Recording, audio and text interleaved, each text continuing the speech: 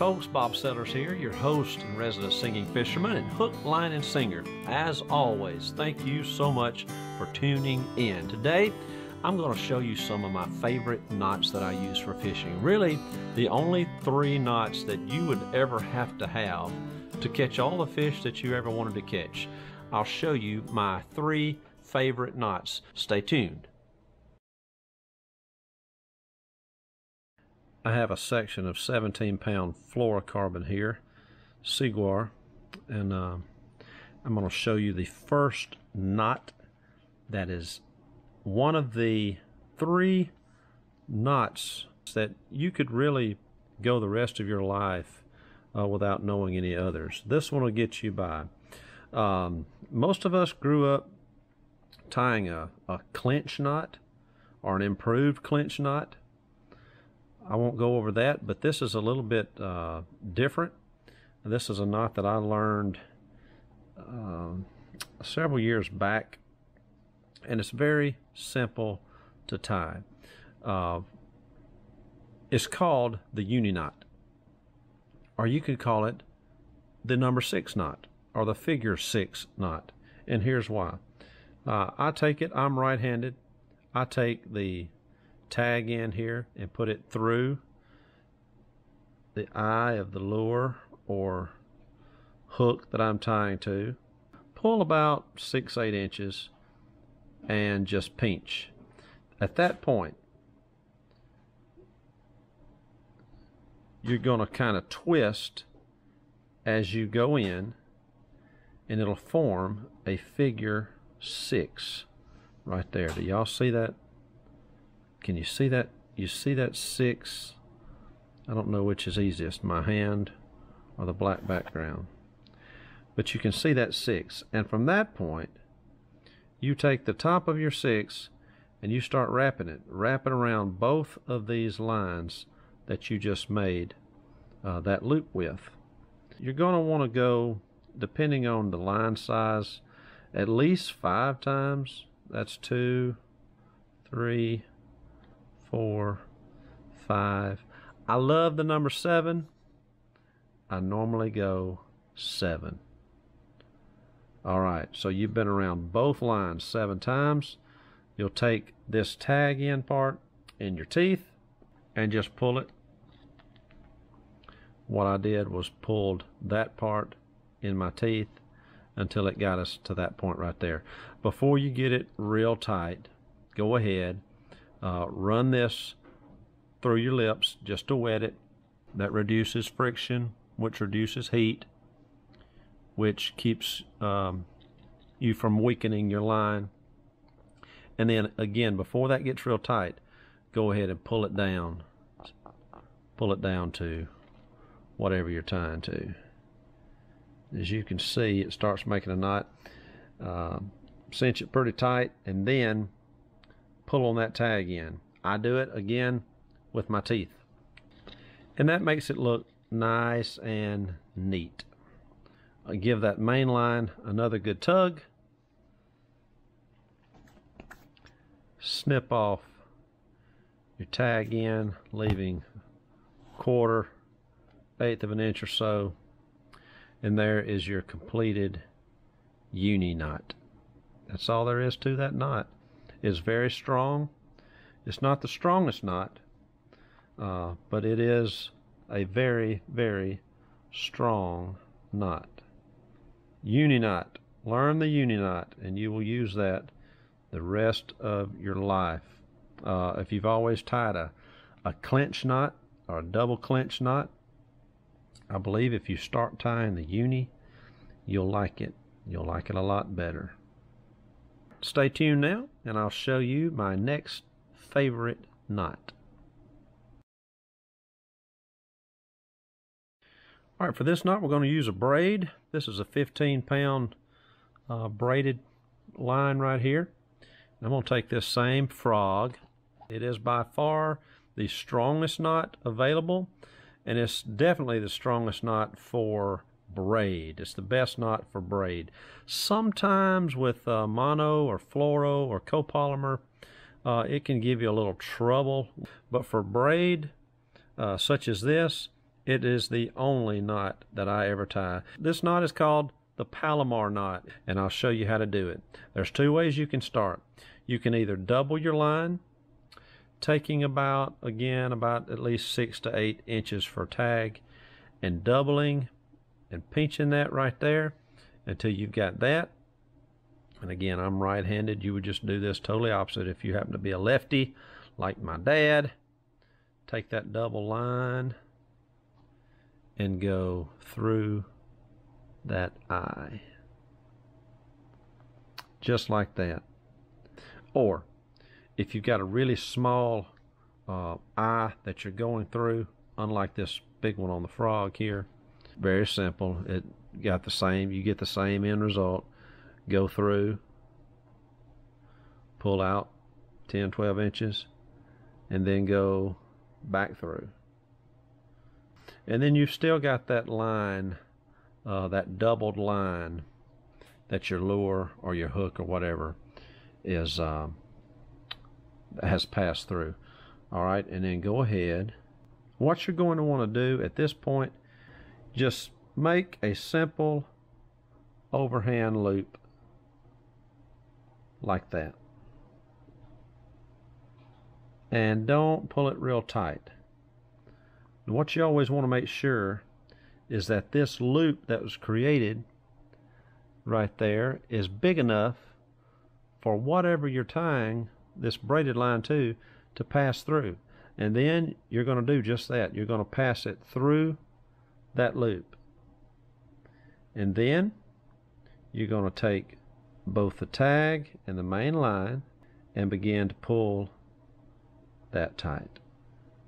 If you're using mono or fluorocarbon right there, you want to pull the tag end and not the main line, because as you see, that just cinched down real quick before I really was expecting it to. If that happens when you're using mono or fluorocarbon or even copolymer, that's going to burn that line a little bit. And if you have pulled the tag end, well, it won't matter, because your kinks in your line will be down here on the tag end that you're about to cut off. But if you pull that main line first, it'll be in your main line, and you'll have some kinks and some weak points in your line right there. That's all there is to that Palomar knot. Cut your tag end off. And guys, I promise you, and gals, that knot is one of the strongest knot. There's been a lot of tests done. There's no bass in America under regular conditions and circumstances that's going to break that knot right there. If you've got the right line and the right lure, that is just as solid as a rock. By far my favorite knot whenever I use braid.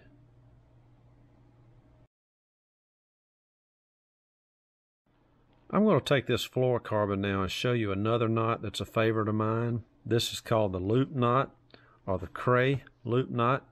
And the benefit that the loop knot provides is allowing the lure, let's do this on a exaggerated basis here, where you see I've got a big loop right there. This is really good for jig fishing, especially when you're crappie fishing, small baits, that sort of thing. If you've got something on there that its action depends on moving independently, versus if that was cinched down real tight, there's just so much movement that it can have. Well, a loop at that point right there lets that hook eye, or that jig eye, I'm just using this frog as an example, it lets it swing freely and gives it a lot more action. So first thing you want to do is tie a simple overhand loop in your line, just like that, and pull you out 3 or 4 inches of tag to where you're left with that right there. Just a simple little overhand loop. And don't get it too tight. Get it a little small, but not too tight. I pinch mine, again left-handed, I pinch mine between my thumb and index finger right there. And then this tag is what you're going to put through the hook eye or the jig eye. And then you're going to pull that knot down as close to that jig as you can and hold it and go through the front of the knot, just like that. Now you can tighten that that loop up just a little bit, because if it's too big, you'll wind up with too big of a loop. Really, it doesn't matter. It's just a personal preference type thing. Get that kind of like you like it. Note how your line passed through there and pinch, because when we come back through, we're going to go the direct opposite. So it went down through the loop that way that time, so we're going to come back up through the loop this way the next time. But first, we're going to make 5 loops around the top, around that main line, above that loop we created. 2, 3, 4. And on the underside, bring that back through your loop. Go ahead before you start getting real tight and moisten all that between your lips. Just run it through your lips and moisten it, reducing that friction, which reduces the heat, which reduces weakening your line. And go ahead and pull both the tag in and the main line like that. Pull it somewhat snug, and then pull snugger. And then I like to take my fingernail and just clean that knot up a little bit. Again, as I do with all my knots, I put this tag in my teeth and tighten that down as I pull on the main line. Cut off your tag, 1/4 to 1/8 of an inch. And there is a perfect loop knot, or cray loop. You know you've tied it right when your tag end is facing downward.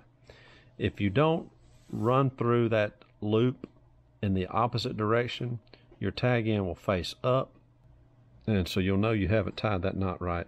And again, see how that lure just is left then to swing on that loop? It gives you just a lot more action, and that's really a strong knot as well. Crappie fishing, you know, those type of lures, those type of targets are not going to, you're not going to have a lot of breaks, if any at all, using this loop knot. You'll love the additional action that it gives your lure presentation in the water. Cray loop knot. Now I'm going to show you my go-to knot for connecting leader lines and main lines when I'm out in the field or in the boat. By far, my favorite knot for this is the FG knot. It's the strongest knot in the world there is. But the FG requires a little finesse. Sometimes if you're out on a boat, you're tired, the waves are rocking, whatever the case may be, it might not be the easiest to tie. But this knot here is really, really easy, and it's just simply a double uni knot. Where I showed you how to tie a lure onto a line using a uni knot, this just uses 2. Take about 6 to 8 inches of tag in on both the uni and the braid or whatever you're tying together, and simply make a cross. Pinch that between your fingers. I start with the right side, do that figure 6, make your uni knot there, and I go a few more times with the braid than with mono when I'm tying braid to mono. So I'm going to go 7 on the braid side. 1, 2, 3, 4, 5, 6, and 7. Just snug that up without really tightening it, and then pinch that knot. All right, over here on this side, we're going to repeat the same thing, except we're going to be looping around the 6 that we make with our fluoro and the braid. And on this side, I'm going to go 5 times. And again, just snug it up without getting too tight, especially on the mono side. And then when you've got both of them snugged, you're simply going to take both main lines and begin to pull them. And I'm going to wet this fluorocarbon side. Braid, there's no need to wet braid, but always wet mono fluoro copolymer. Just wet it a little and then begin to pull. See these 2 uni knots begin to come together until, bam, they meet, and then you want to really give them a good tug with the main lines. And then, as always, I put the tags in my teeth, give them a good tug, and there you have it. You can cut these just as close as you want to, without actually cutting the line.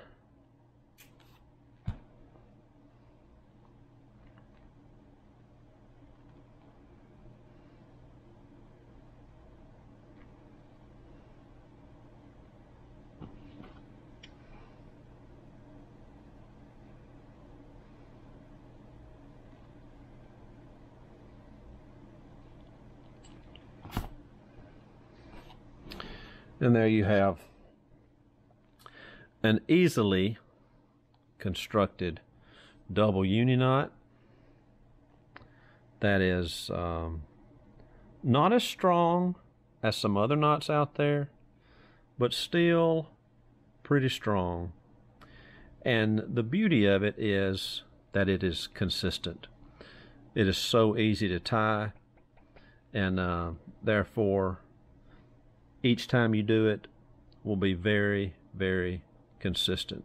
Double uni knot. As I was making this video, I wondered in my mind, is there anywhere in the Bible that talks about a knot?